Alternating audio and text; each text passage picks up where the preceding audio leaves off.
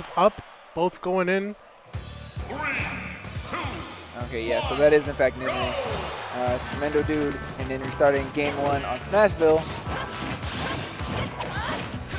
I mean, in this matchup, I don't know how to call it, but I can definitely say that I've seen Nico do some incredible things with Shulk to a player that has... in this matchup, I would say the person with the range has the most, and that's the situation that we have. You know, Shulk, on paper, for me, wins this matchup, you know, with his amazing sword range. But of course, Lucina has slightly better frame data, you know, so she's able to actually just out-frame data Shulk as well, and has to be aware of Shulk's approach options, because Shulk likes to approach with down air. So if you're actually utilizing your perfect pivots well and keeping your spacing right, you can find yourself around Shulk and able to punish him. But you gotta remember that this game isn't just about all spacing. Whenever it's a close quarter type of game, Ninry has that dancing blade at his disposal, which is gonna come out a little bit quicker than most of the moves that Tremendo Dude has. As you can see, Ninry's doing a great job utilizing his utilizing his dancing blade, even using the shield breaker to apply pressure on Tremendo Dude. Yeah, sneaky, trying to come, and Tremendo Dude also being quite the shock with that up air, letting him know that I got the perch, and he reads the air dodge, what Larry likes to call the guaranteed air dodge, when you know your opponent is going to go pull out the air dodge trigger. Okay, well, Tremendo Dude having a great start here on game 1. Able to tech that up B.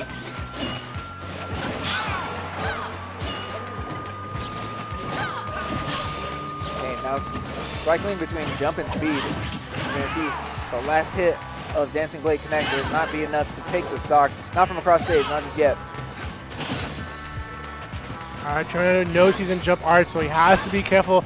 He does have properties of a floaty, so he can be taken out just by being in jump art. But I like how he's switching to shield art, trying to sustain his stock as long as possible. Even being in shield mode, you can see Tremendo Dude being a little bit aware of Ninry's option of the shield breaker. Ooh, I like that. Up B to just beat out the bear. That was going to be a regrab. So Ninry is aware of that. But cross slash. Did you see if Lucina was actually facing away? Because I felt like that was the situation there. Nice empty hop, going for a quick tomahawk, putting Ninry out of the stage, looking for Ninry to come back with a high recovery, trying to snipe on with the forward air. Tremendo Dude on an excellent, questionable vision there, but still delivering, but now he's in a tough spot again. Ninry, no tech there, but that air slash, his 2 hits, allows Shulk to move a little forward. And of course, being in jump mode as well, you know, it just extends his recovery that much further. Ooh, using the second hit to actually relieve the pressure from the ledge. Ninry forced to back off.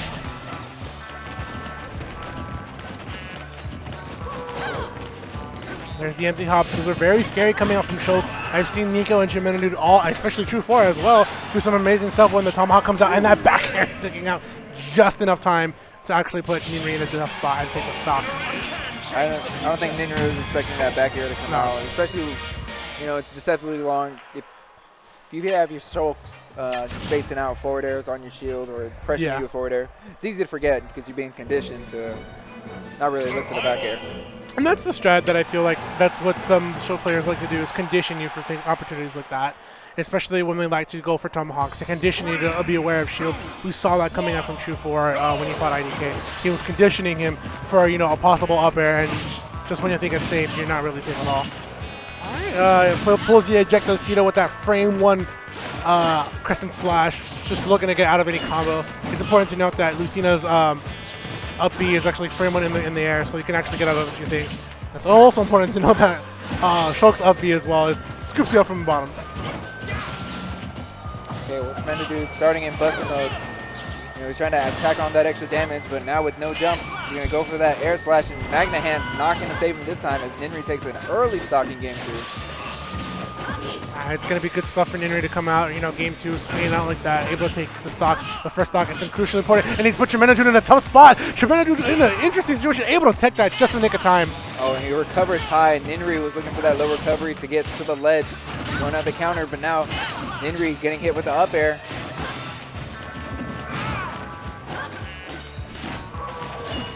Ninry's just trying to scout out these low recoveries from Tremendo Dude.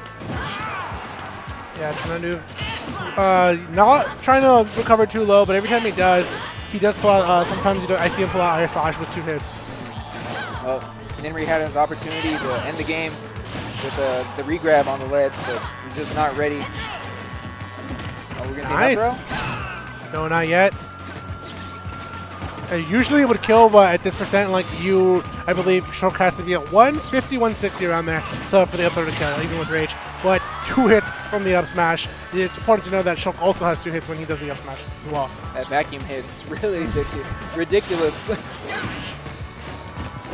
Nice empty hubs yet again. You gotta be careful when you see him jump, and you gotta be careful. He's dead. Oh my god, Tremendo, dude.